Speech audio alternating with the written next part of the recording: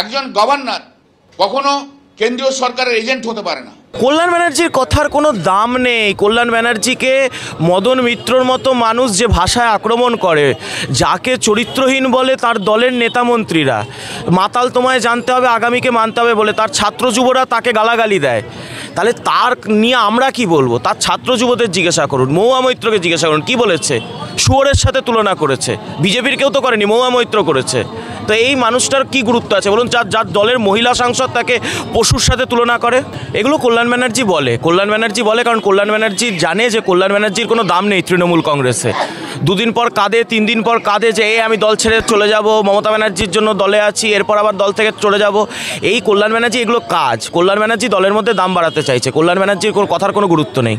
রাজ্যপাল মহোদয় সাংবিধানিক পদে রয়েছেন, উনি যা সিদ্ধান্ত নেবেন সেই সিদ্ধান্তকে আমরা সমর্থন করি।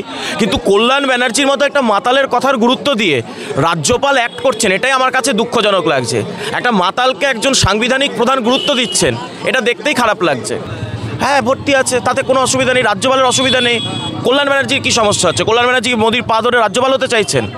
কল্যাণ ব্যানার্জিকে জিজ্ঞাসা করুন উনি কি চাইছেন, উনি এটা বলছেন কেন ওনার রাজ্যপাল পদটা চাই। নির্বাচনের আগের দিন রাত্রে লালকেল্লায় গাড়িতে বোম রেখে বোম ফাটিয়ে যেতে, আসলে মমতা ব্যানার্জি তো সব ব্লাস্টগুলো করায় ভোটে জেতার জন্য, তাই মমতা বন্দ্যোপাধ্যায়ের চরিত্রের কথাটা উনি বলছেন।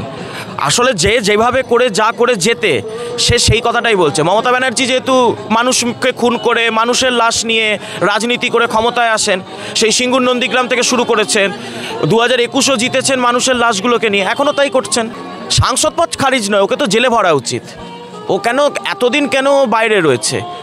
মহুয়া মৈত্রর মতো একজন দেশবিরোধী সাংসদ জেলে থাকা উচিত, যে দেশের মানুষের, কৃষ্ণনগরের মানুষের ভোট নিয়ে বিদেশি শক্তির হয়ে দালালি করে দেশের সংসদে, তার জেলে থাকা উচিত। জেলে নেই কেন, এই প্রশ্নের জবাব সিবিআইকে দিতে হবে। আরে দেশবিরোধী সাংসদ একজন সাংসদ যিনি তার সাংসদের সত্তা সংবিধানকে বিক্রি করেছে টাকা পয়সার লোভে, সেই মহিলাকে নিয়ে কী কথা বলবেন? লোককে স্ট্যাম্প মারছে শুধুমাত্র বিয়েবাড়িতে খাওয়াবে বলে, লজ্জা লাগে না? একটা নির্লজ্জ অসভ্য মহিলা। যে মহুয়া মৈত্রের বিরুদ্ধে লোকপালে ইতিমধ্যে বলা হয়েছে যে 4 সপ্তাহের মধ্যে 4 সপ্তাহের মধ্যে রিপোর্ট তলব নয়, 4 সপ্তাহের মধ্যে জেলে পাঠানো উচিত। যে অপরাধ উনি করেছেন ওই রিপোর্ট নিয়ে কাজ হবে না, জেলে পাঠাও মহুয়া মৈত্রকে।